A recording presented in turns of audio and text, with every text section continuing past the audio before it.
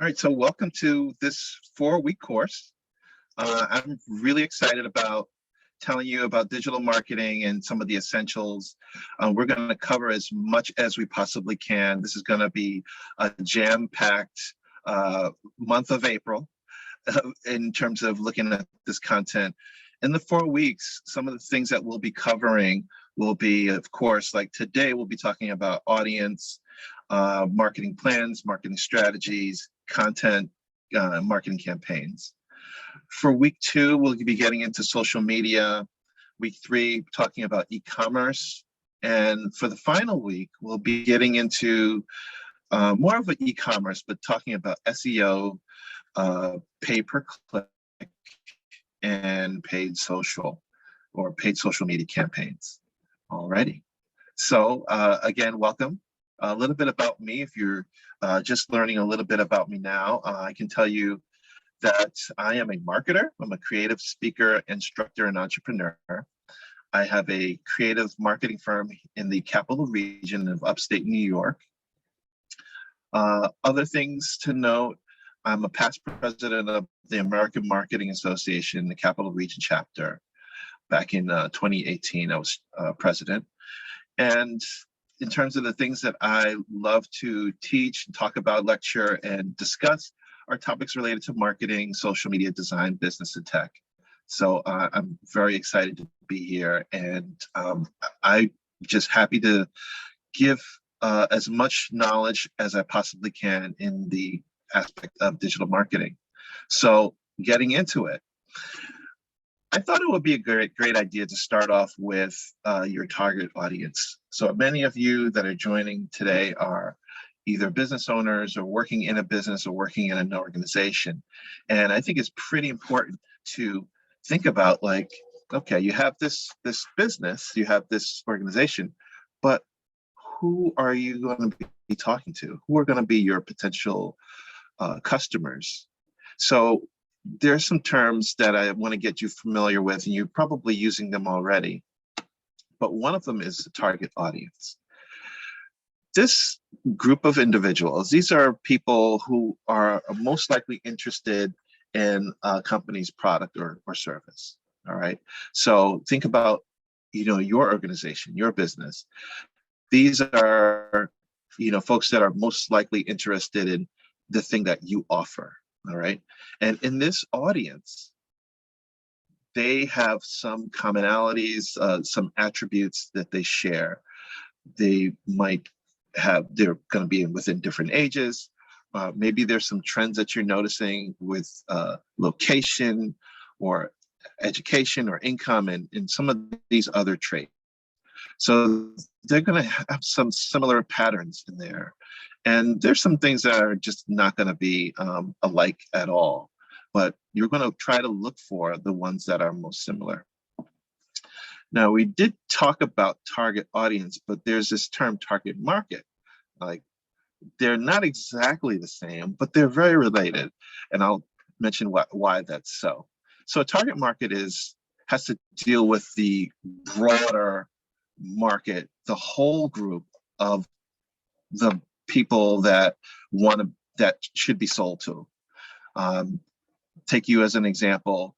You're looking at the whole target market. It's the global audience that you're wanting to sell to.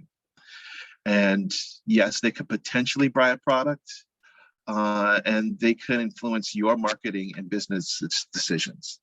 Now, if you know that your target market likes to, as an example, as a restaurant, if you know that your target market is ordering food as a takeout service, that's going to influence how you do your business, how you market to this market of individuals who may potentially buy your product or service.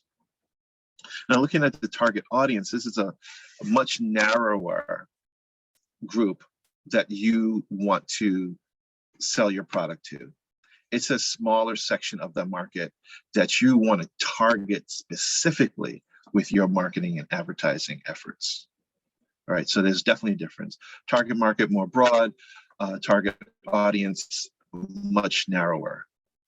So if you were to do a campaign, for example, you might be like let's say in Facebook, you might be thinking, okay, my audience, they are a certain demographic, maybe they fit a certain age range, or they are, working in this type of industry.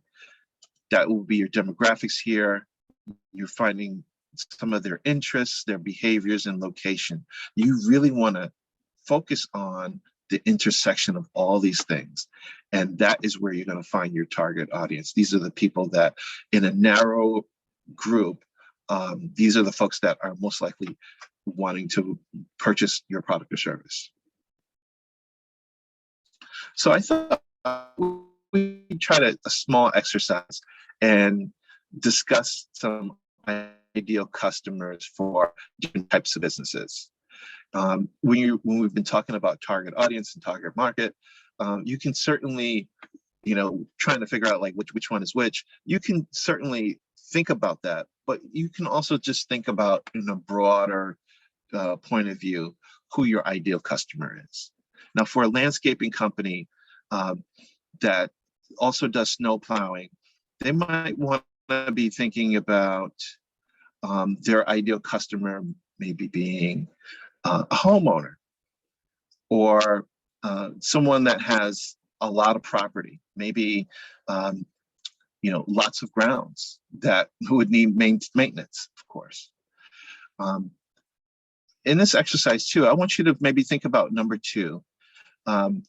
If you're a neon or electric or digital sign company, could you in the chat put who might be your ideal customer? If you had this type of company, who would you most likely be trying to sell to? Who would want your business? If you could just throw that in the chat. Just looking at the chat and seeing, yes, these are some great answers. Business owners, entrepreneurs, small business owners, party planners. These are great answers. Absolutely. Thank you. In thinking about the third example, if you're a Cajun seafood restaurant that delivers food, your ideal customer, this could be certainly, it could be anyone, really, right? But of course, people that are foodies, maybe. People that, they could be people that you found that go to high-end restaurants, or maybe have a flair or a taste for Southern food, those kinds of things. Okay, some great answers here in the chat. Thank you. So to understand your audience, really, you want to just think of the audience as an individual or group whose attention you're trying to seek to share and exchange information with them so that they receive it. And the really fun part of business, well, I mean, business is fun, and yes, it can be a little scary, but I think the fun part of working on your business is trying to understand more about your audience. Like, who are they? What makes them tick? Some of the different patterns and categories or trends that defines them, that drives them to do business with you. Maybe you might find that you might talk to a certain part of your audience in one way, maybe people that are retirees, or people that are in mid-career, or people that are just getting out of college. You might talk to them in a certain way, or do certain types of marketing activities to these folks. So just want to get you thinking that this here can be a really fun part of the thinking and doing some research about your audience. So marketing plans and marketing strategies, you've probably heard these terms before.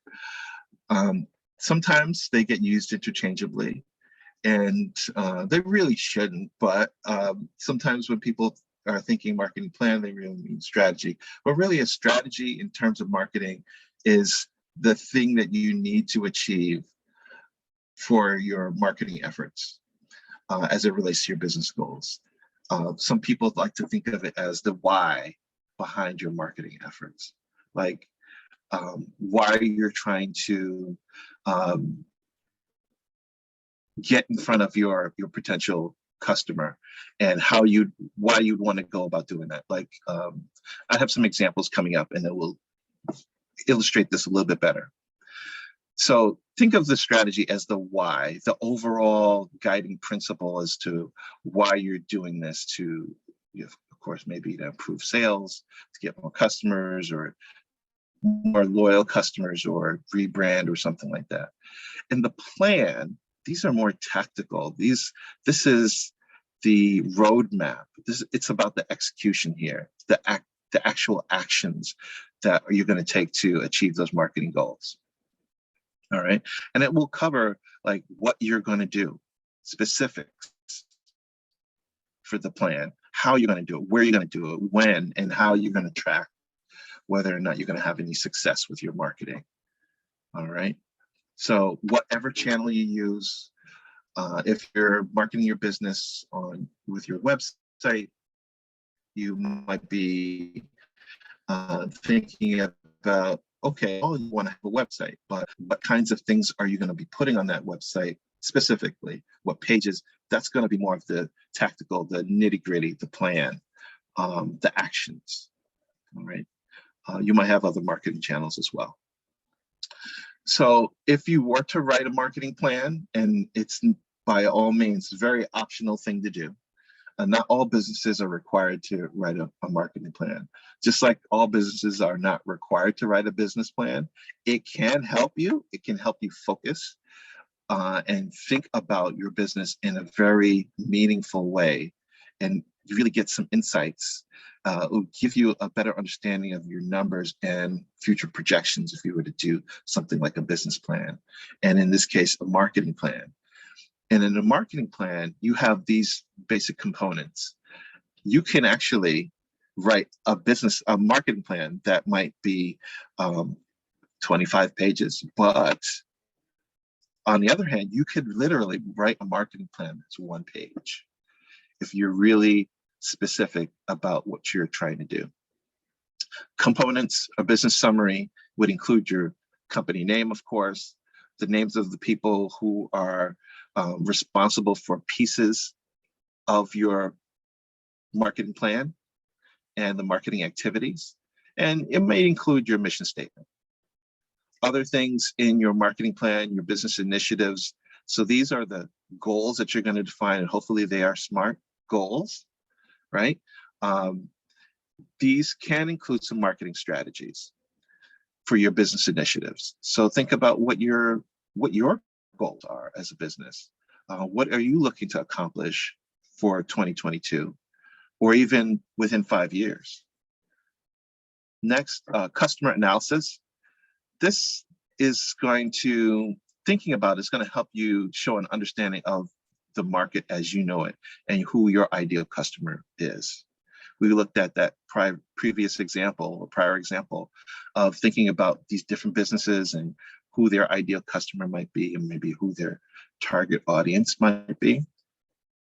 You need to look at the marketplace and understand what's driving these people to buy and purchase, and what trends are going to help you understand more about, leveraging those individuals who may be your potential customer.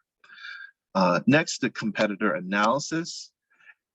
What this does, it helps you identify and evaluate your competitors, looking at their products, how they do their sales, some of their marketing strategies, what people are saying about them when they purchase, their customer reviews. Getting this kind of information is really going to help you fine-tune your marketing activities, and not just say, all right, I'm going to just do social media, but why are you doing social media? What's the basis behind just doing social media to market your business? Understanding what the competitor is doing is going to help you fine-tune and really evaluate what you need to be doing as far as your goals are concerned. Also, with looking at competitors, it's going to help you understand like the things that they are doing, certainly, but maybe the things that they aren't doing. These are gaps. Think about them as gaps in the marketplace. These are spots that they could be better at, or things that no one is saying in the market that you could say and position yourself as a leader. All right. Next, target market. We've talked about what the target market is. Who's this audience that your plan is going to, hopefully reach? You should absolutely be thinking about your budget. How much you're going to spend to meet your marketing goals. It's a good idea to think about what your budget may be. A lot of businesses will say, I don't spend any money on marketing. Most legitimate businesses, and there are some exceptions, but most businesses will spend on marketing. And if they don't spend it in terms of like what we think is like a billboard, they're doing marketing in some way. Maybe it's word of mouth or so they're spending something. Maybe they're spending a lot of time. So you should account for that in your marketing plan. Next thing, marketing channels. These are the ways that you're going to deliver your marketing messages and financial projections.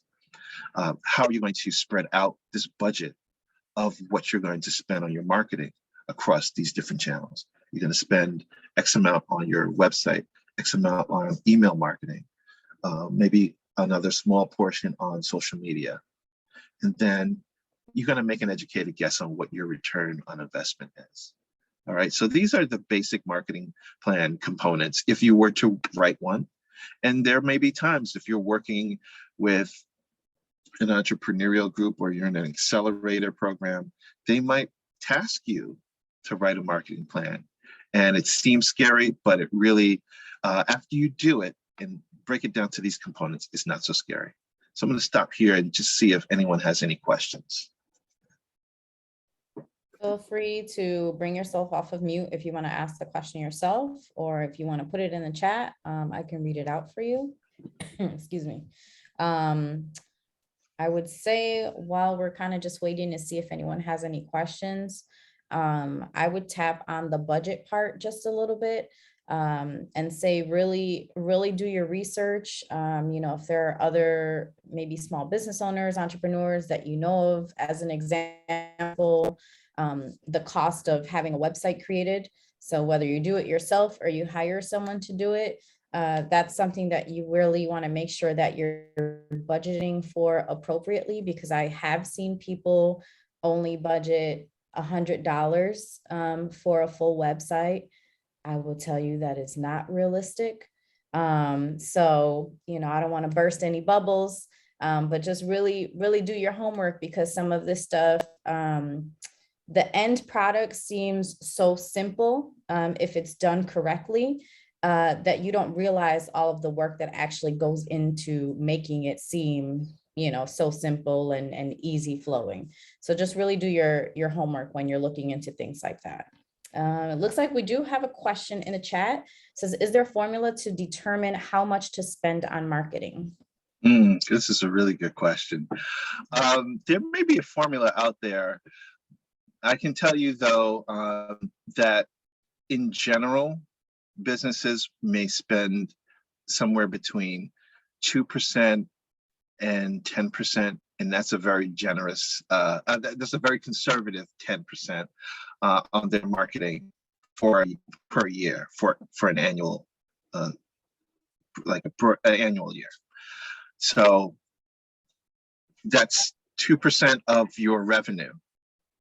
Dedicating that to your marketing budget. 2% is a little on the low side, but it really depends on where you're at with the business. If it's a new business, I can tell you too that if you're just launching, you're probably going to need to spend more on your marketing at first, because no one knows who you are. So you really need to get that message out and make a big push for your marketing in the very beginning. So you might want to spend more of that percentage if you have it. And sometimes that can be a challenge too, but I would probably stick somewhere between 2 and 10%. Companies that spend more than that are, like these really large, companies that can afford to spend, more of their dollars in marketing, and because they have such big profits, and they can afford to do that for not forever. Maybe they might do this for a small period of years so that they can do other things. And sometimes they will spend a lot on marketing and cut back on other areas so that they can deal with this. And then the other question was here, the best questions to ask your audience to determine their behaviors. That's a really good question too. So you might want to ask them things like what they want to see in your product. Like, is there a pain point that they have? Are they having any sort of challenges with, in the realm of the thing that your company provides? Sometimes what you could do too is go on social media and see if people have questions around the industry that you work in, or around the product, or around the pain that people are experiencing. For example, you might find, let's see, trying to find a good example. There may be an example where people say, I'm really trying to keep my heating costs down. I wish there was a way to keep my heating costs down. People talking about that, having conversations about that, they might give clues as to what they are experiencing, but also some demographic information about them. They're homeowners, maybe they're in a certain part of the country or certain region or area of the city, or in a suburb or something like that. They might also talk about their behaviors, some of the things that they've done to solve for keeping their heating costs down, but were unsuccessful in doing so. So social media is, in a lot of ways, a treasure trove for finding out a lot about your audience. Another thing you could do too is literally ask your customers, do a survey. And I wouldn't send out a survey that asks them like 50 questions right off the bat. You can do this over a period of time, or ask them, a question here and there. You can also put together a focus group and ask your customers a little bit about their behaviors, and it can help you tailor your marketing. I'll just add in there. I think there was a show on this years ago, but as a very simple example, makeup, right? Let's just say lipstick. So if your business happens to be in that industry and you're like, okay, well, I want to create this new amazing lipstick. Well, go to the people that would typically wear lipstick, or I would even say have the group that doesn't wear lipstick and ask them why don't they wear lipstick, right? So for me, I think lipstick is beautiful. However, I don't like applying it. I don't feel like it stays on forever. There's like issues, is it cracking? Is it drying my lips? Like once I put it on, I feel like I can't eat or drink. And I love to eat. So that's a problem, right? So like those are just little things that you could figure out how to make your product better.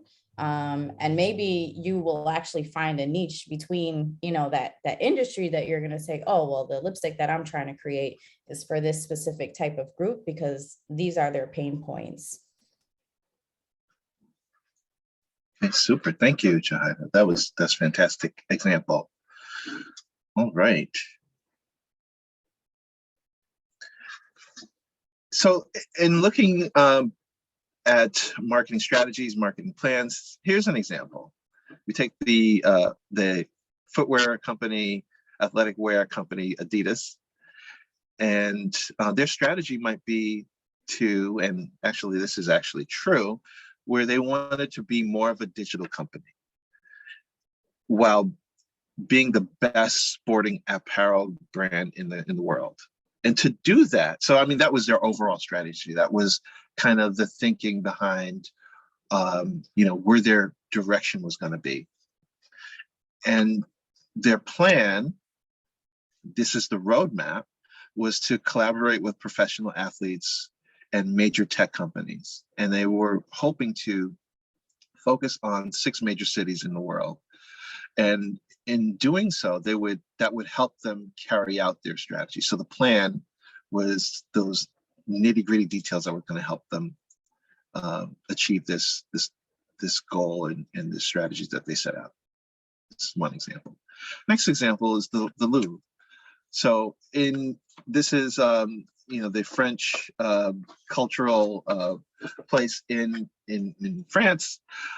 So I could say that their strategy might be, as an example, to create meaningful experiences for visitors before, during, and after their visits. Well, how are they going to do that? Well, their plan was to digitize some of the art pieces in this museum, so that the general public could access it. All right, and in their plan, they were thinking of targeting specifically visitors under 35 and newcomers. And last, here's another example of Epic Records. Big music record company. Their strategy was to keep fans engaged in an uncertain world where physical marketing was pretty much impossible in a lot of ways, but they wanted to use digital tools. And the plan to do that, to carry that out, the roadmap, the blueprint, was to perform at-home shows, do media appearances on the radio, and get press opportunities and create New Deal partnerships. So those are some examples of marketing strategies versus a marketing plan. And now you might also, in thinking about digital marketing, might have to run a marketing campaign. And some people will immediately think of, okay, I want to get a sign out near the highway, get a billboard, and I'm going to run that for a period of time, maybe a number of weeks, or they want to run some Facebook ads or Google ads. Well, what that is part of a campaign, or it should be part of a campaign. But your campaign is really a set of strategic activities that's going to help you promote, what your goal is or what your objectives are for your business. You should be thinking about, okay, for this campaign, it's not going to be, it's not going to just be ongoing, though it could be, but you should kind of think about that. And if it is an ongoing marketing campaign, how much you're going to spend on this marketing campaign as an ongoing thing. Does your revenue, do your sales allow you to do an ongoing marketing campaign? Maybe this campaign is just going to be for a 30-day window. Something to think about. But as far as some example campaigns, you might want to attract younger customers with a hashtag challenge. That's one type of campaign that you could do. And not all campaigns have to be driven directly with a sales result. They could be just to promote brand awareness. And it's, in this second example, position stores as a helpful, personalized service and place for advice. So as an example, you may have either a hardware store or a store that helps you find things for the home. And you may have a chain of these stores, but you want to have people come in and ask questions. The more they come in and ask questions, eventually that will lead to some sales opportunities. So in the third one, educate consumers about quality improvements after a safety recall. This is an interesting example. Think of a company or a product that has been recalled for, maybe some accident, or just an issue, or just something where there was a defect. That company needs to increase their reputation and repair the damage that they've done, or the perceived damage that's done in the consumer's mind. And they might put together a campaign to educate consumers about the improvements they've made to their products and how they're thinking about safety. Last, celebrate a major milestone for a nonprofit and to do fundraising. Certainly, this could be a marketing campaign. Your marketing campaign could be related to growing membership, even if you're a nonprofit. So these are just some examples to think about. So I want to take a second and just see, like, in the chat, if you could, have you done any marketing campaigns for your business, and what was the goal of that campaign? So if you could just, if you did, say yes, or just throw in like what were you trying to accomplish with that marketing campaign in the chat. Okay. So I'll be watching the chat here, and I'm seeing some yeses. So it's great to see that business owners are getting busy with these marketing campaigns and trying out these things. And I should say too, like, there's no guarantee that you create a marketing campaign and that everything's just going to work, that there's going to be a complete success at the very end. Sometimes it's trial and error. Sometimes it's complete error and tweaking and then coming back and refining what that is. And I'm seeing some really great comments here about a business planning accelerator, doing word of mouth, social media to get donors, raise brand awareness, and doing some Twitter and IG campaigns. Okay, this is very helpful. Thank you, folks. So I like to look at some winners and losers as far as marketing campaigns are concerned. So now I can say too that really a lot of the companies that set out to create these marketing campaigns with large budgets, they're thinking the best. They're thinking for the best. Like, this is all going to work. This is going to work out. It's going to really produce the customer loyalty. It's going to make us look good. And in the case of Apple, they did very well with their iPod campaign of these silhouettes.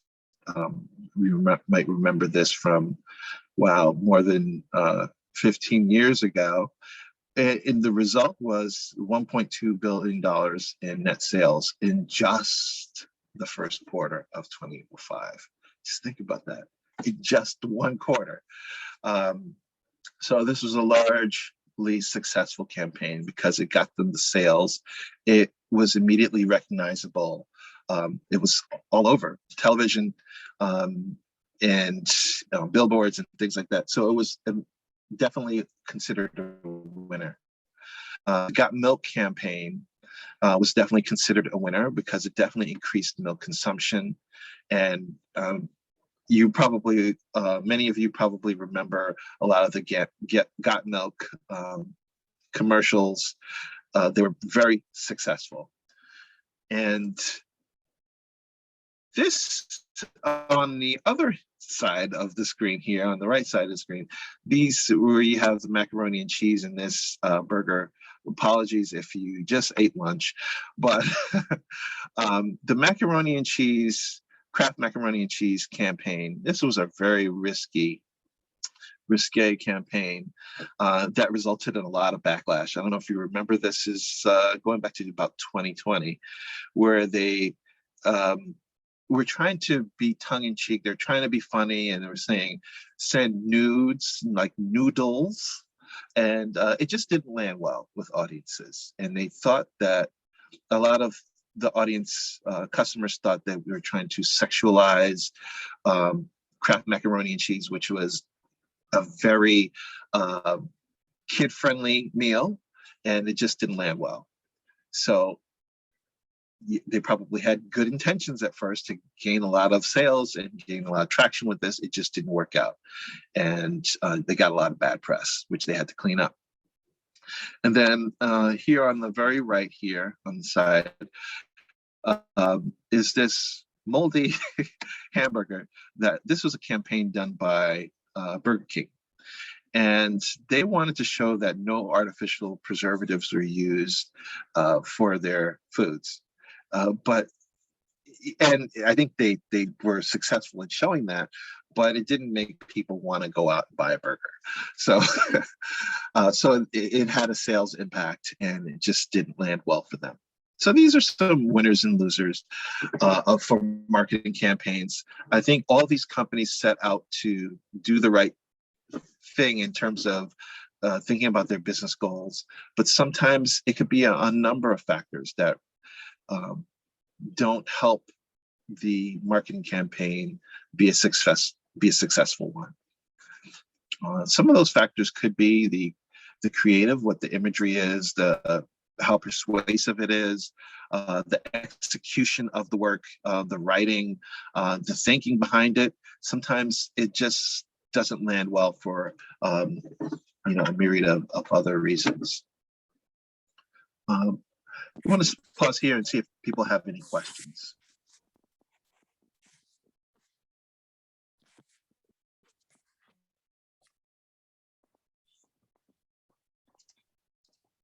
Okay. All right, so let's continue. So with content, switching from talking about your target audience as a business and looking at your marketing plan or marketing strategy, we talked a little bit about campaigns. Let's talk a little bit about content.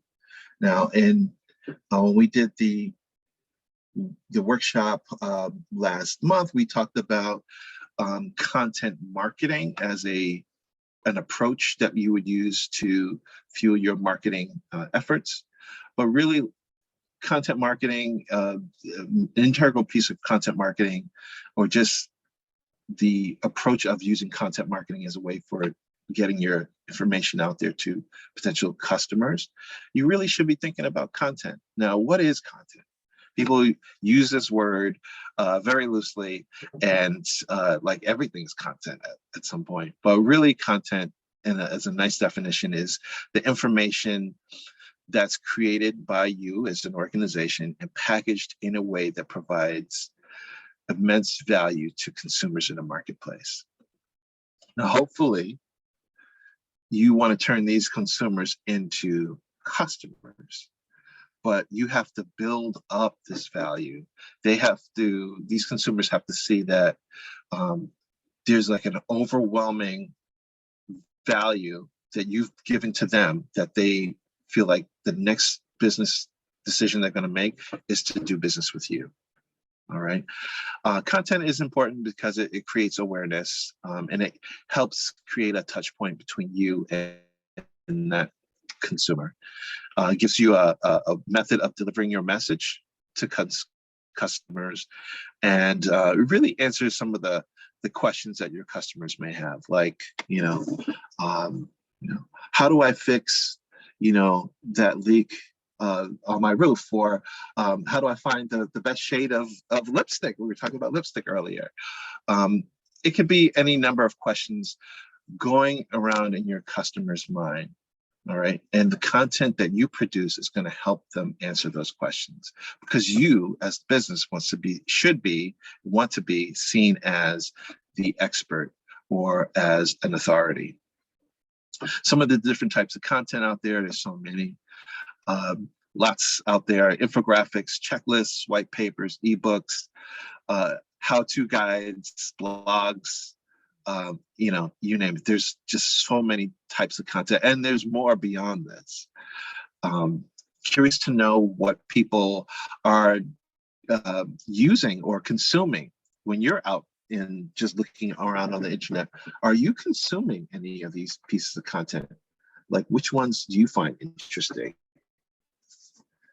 If you're, I can give you an example. Like, if you're a business-to-business organization, or you do business B2B, you sell to businesses, you might do a lot of demos. You might have things like landing pages.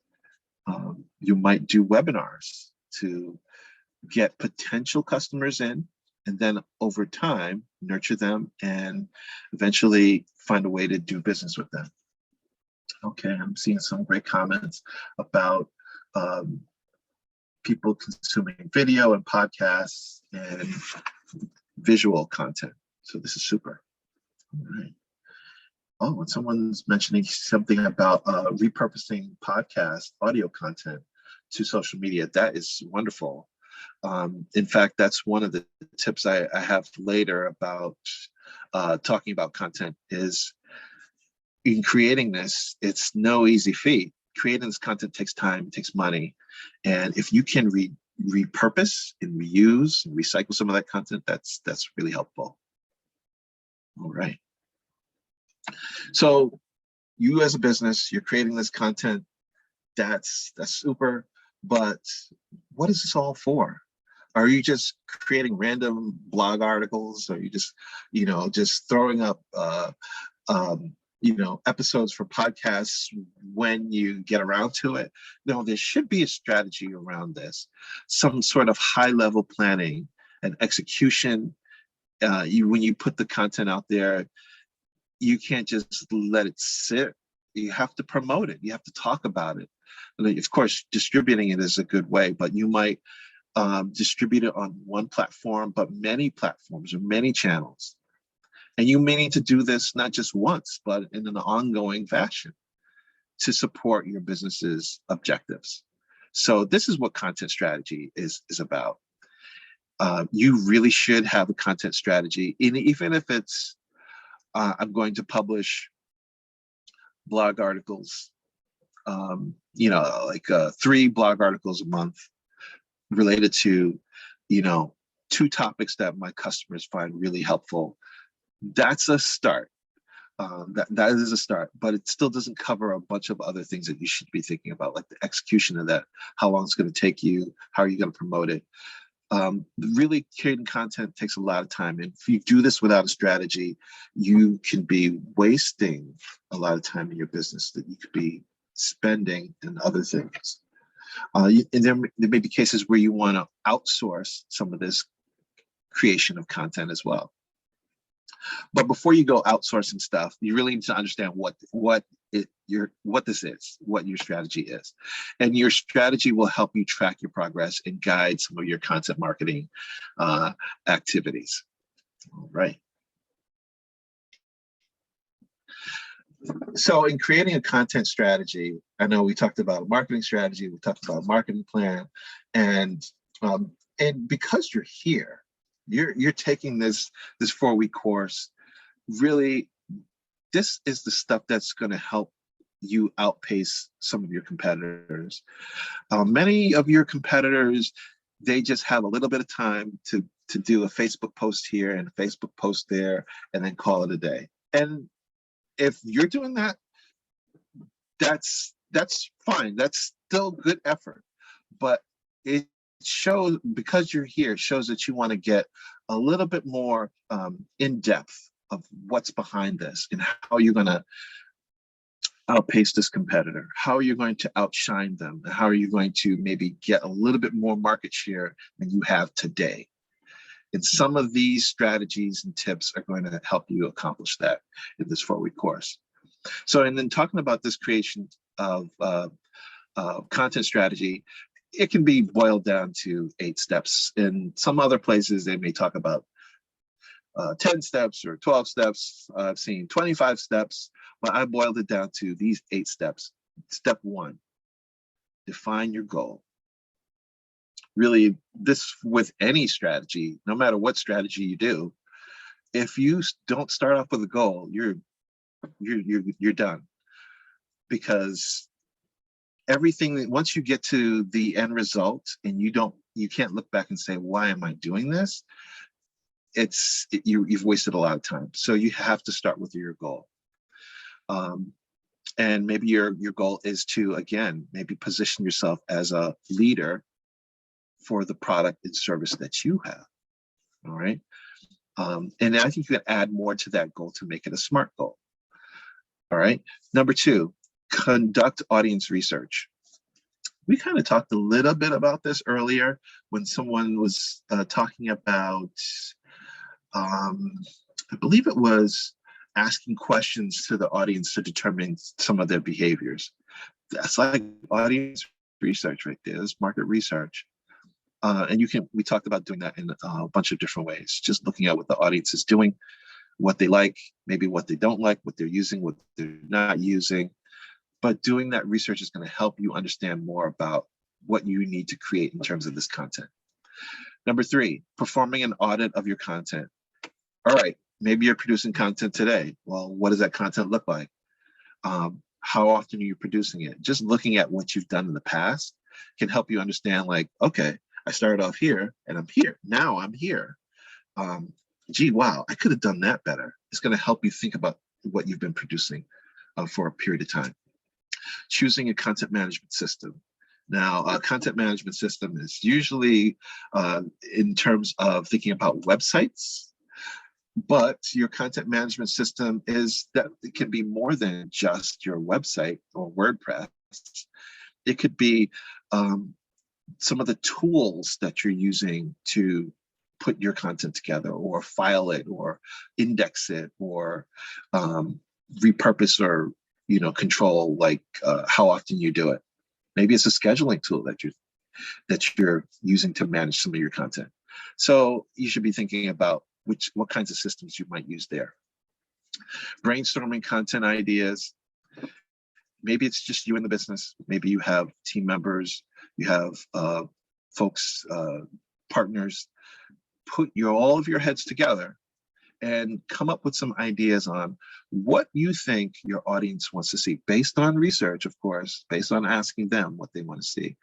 And, it's good when you break down these silos in your organization and talk to folks in the business, in your business, about the content ideas that could matter to your potential customers.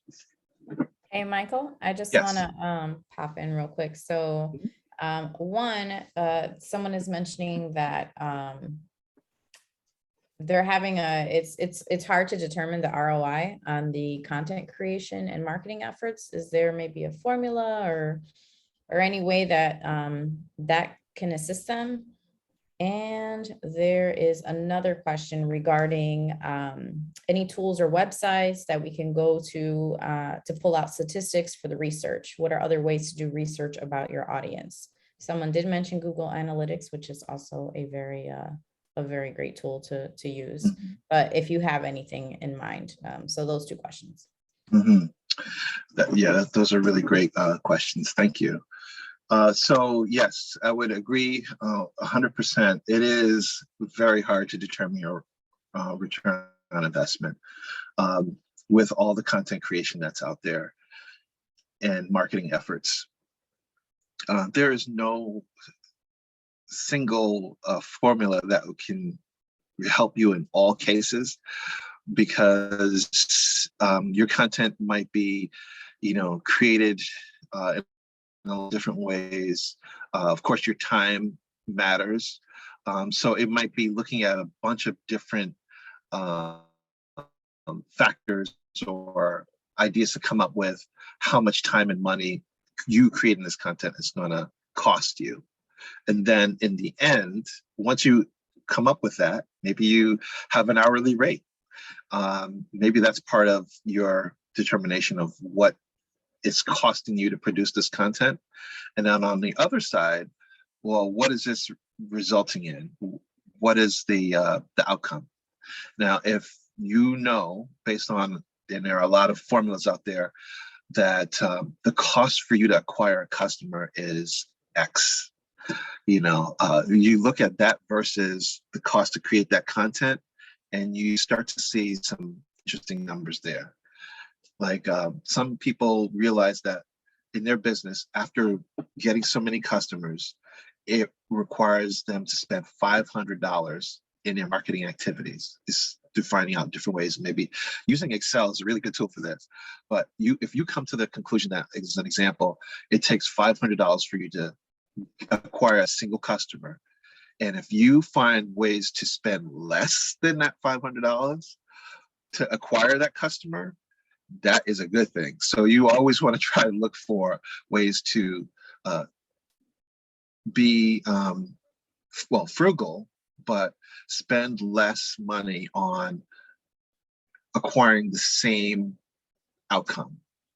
So if you can be conservative, but also be optimize what it's going to take to spend money on getting that new customer. I think that's a really good thing. Maybe it's you tried blog articles and blog articles resulted in this, X amount of sales across the year. And then you notice that, if you did more videos, this just doing some videos, maybe fewer videos, resulted in the same outcome. Well, maybe you need to spend more time there. So it's just a bunch, looking at a bunch of those different factors to help you determine your return on investment. Another great way, I should say, is looking at, if you do outsource, get some quotes from people to see how much it takes for them to produce content for you. And then look at how much it takes for you to acquire a new customer. And that will kind of help you figure out some numbers as well. In terms of tools and websites that you can go to and pull out statistics for research, yeah, that's a really good question. And somebody mentioned Google Analytics. Absolutely, Google Analytics. So Google Analytics, for those that aren't familiar with it, it's a tool by Google that runs quietly underneath your website, and it takes in all kinds of data about visitors, the sessions, the pages that they go on to, how they navigate from one page to the next, when they leave, and all these other details, where they're from, and all kinds of things. But this will help you determine which content is succeeding and which content is maybe underperforming, especially like when it comes to your website. Maybe some blog articles or some landing pages. Maybe your contact page tends to yield a lot of form fills or completions. That's a good thing. If people see something on another page, or maybe you're doing it in social media, that's helpful to know. Other things that you could use to things like, if you're running email campaigns, people that are opening your campaigns or clicking on certain links, that's going to help you track whether or not you're achieving some of those goals. Like, people are finding their way to your content. If in MailChimp, I know there's a way to connect MailChimp so that you can see on the other side the sales result that your email is having, or the sales impact that your email has. So you can see, if you set this up correctly, that for the email campaign that you send out, it generated $3,000 in sales. Once you get to that point, then you can say, well, all right, how can I optimize this content so that it creates even more of a better result for me, or with less effort? So you're going to play with those kinds of things. So yes, Twitter also is another great tool for looking at your research and learning about the audience. I tend to use a lot of hashtags to search about an audience. You can use Twitter Advanced Search to put in phrases that your audience might be talking about or thinking about, and help to understand more about them. So I hope that's helpful. I actually just randomly want to ask everyone that's on the call today. So are most of you familiar with what like the insights section or the analytics section looks like on like the social media platforms? So Facebook, Instagram, Twitter, and even Google Analytics. If yes, no would be great. And then is that something that you would be interested in seeing, kind of like a mini tour, just to see what the platform looks like, and kind of where you can get that information from? Please let us know in the chat. That may be something that we can kind of include in one of the next 3 sessions, if that's something you're interested in. If you already know what you're doing, don't worry about it. We will continue with the program as planned. But if not, please let us know, so we can definitely add that into the rest of this educational series. Okay, super. Thank you. It's so awesome to see people excited about learning more and looking to see more details about this wonderful world of marketing. It really gets me excited. So it's awesome to see this activity. Thank you so much, everyone. All right, so just to finish up these 8 steps, we've gone through defining your goal to brainstorming content ideas, identifying content creators. Is the content creator going to be you? It's going to be an intern or somebody else in the business, or you're going to outsource it. Of course, publishing and managing this content, and then measuring this content. Looking at some of these analytical tools that we talked about just previously. Someone asked here in the questions in the chat, would analytics be the same in the UK? I'm just curious. Could you qualify that? Am I okay to unmute? Yes. Yeah. Hiya.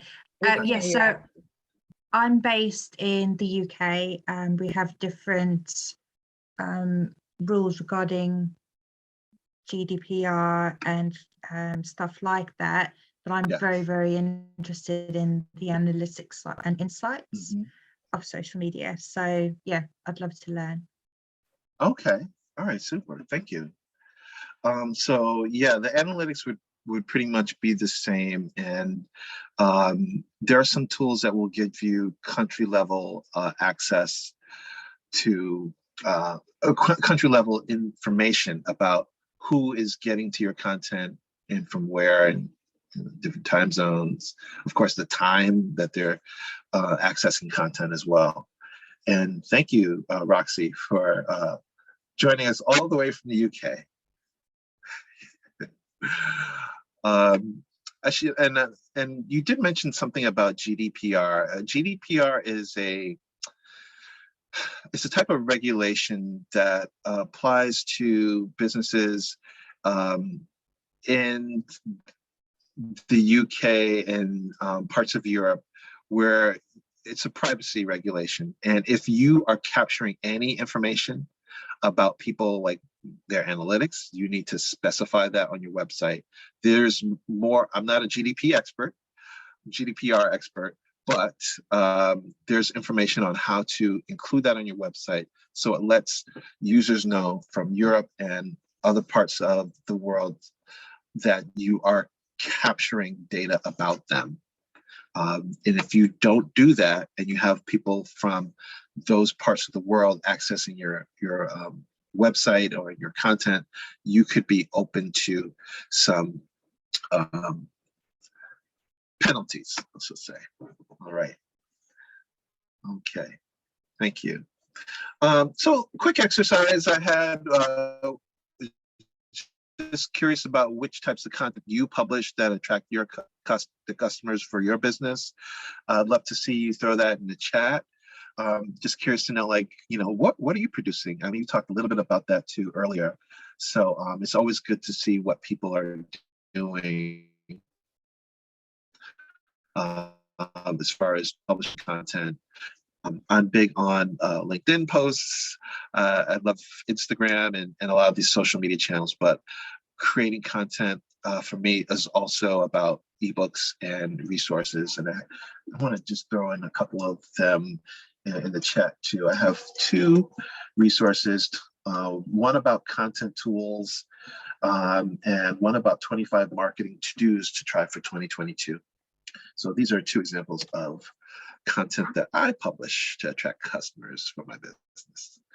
All right, content. Now, in looking at this, you're probably wondering, like, okay, this looks like a cup. Some people refer to it as a funnel. It's a sales funnel. But what this is a diagram that shows how customers find you in the business. These are their buying stages. They are aware of a problem, they're considering a solution, and then at the bottom they decide, and hopefully they decide you. But you can map this journey, this buyer journey or this sales funnel, to content pieces.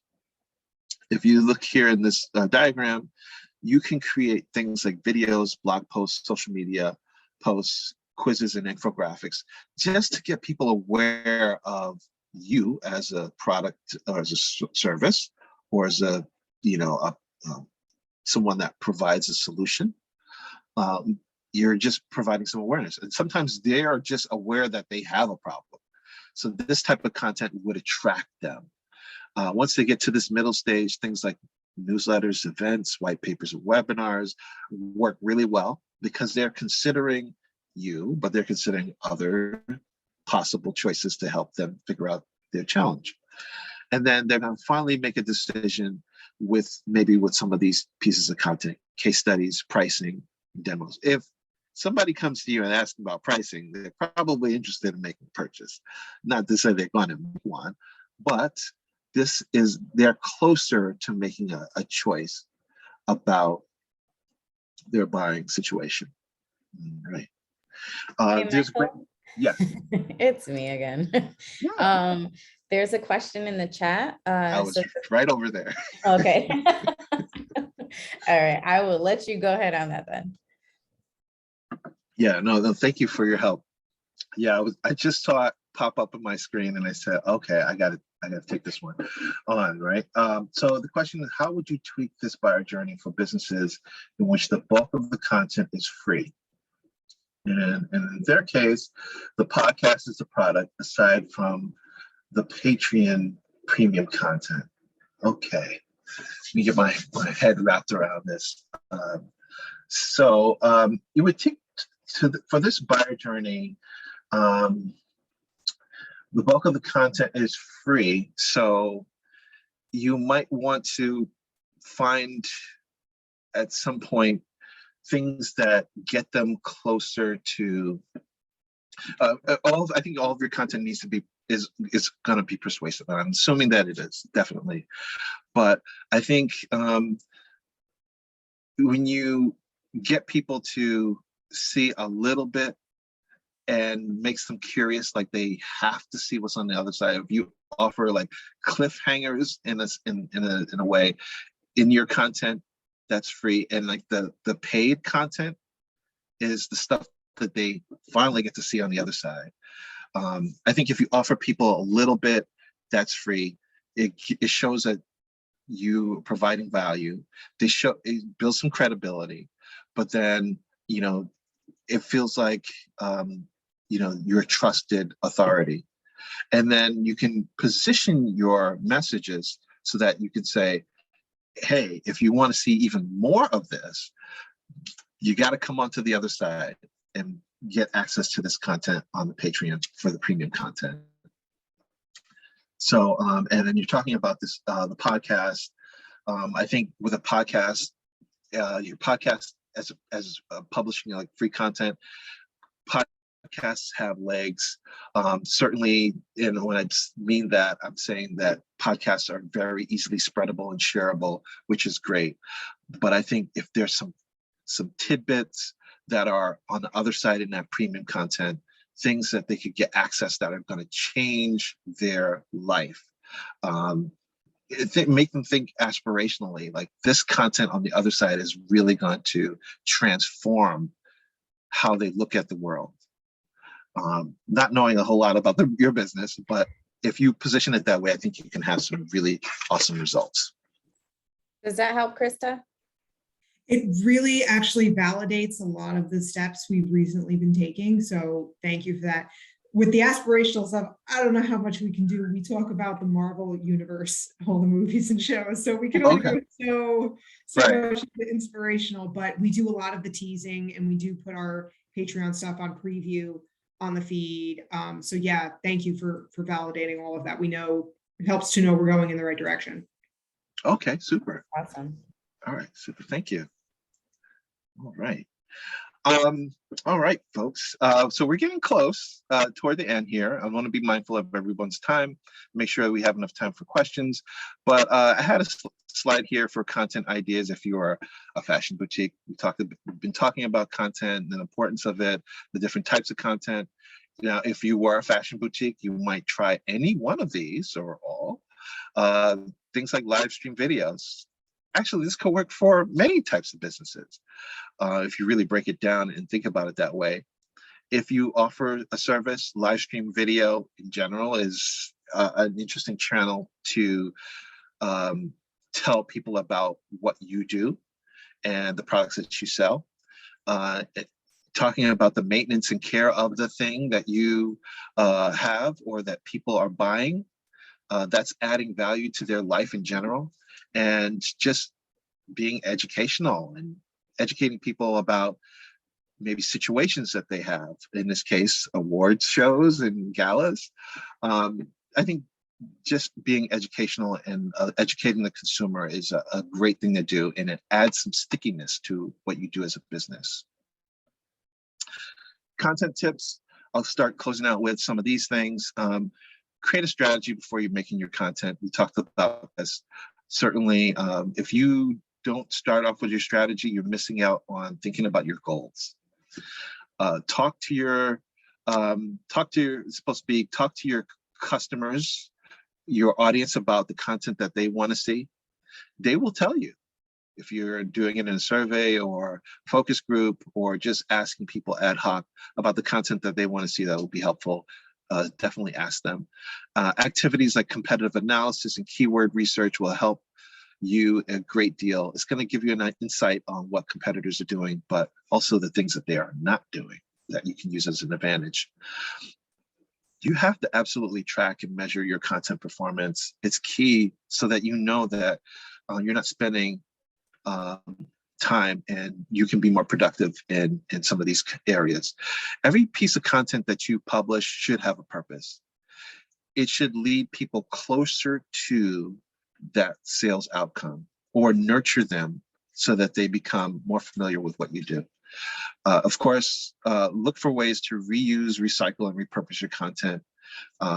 What some person said that's very famous, with one piece of content, they can make 100 pieces of content. And I haven't tried that, but I'm not saying you have to do that, but I think you could get out of one piece of content, like a blog article, you can probably get 10 social media posts out of it. You can probably get 2 podcasts out of it. You can probably, do a lot of different things with one piece of content, and provide value. Don't give a hard sell all the time. Just show up for people and let them know how you can help make a change in their life, or just be valuable to help them solve a pain point. And last but not least, I have some resources here on my website, michaelroachcreative.com/resources, things that you can download and access that are, many of it's free, and there's some paid things there, but it's okay. You can go and check it out. The guides, worksheets, templates, and all kinds of goodies that are going to help you be better at marketing yourself and your business.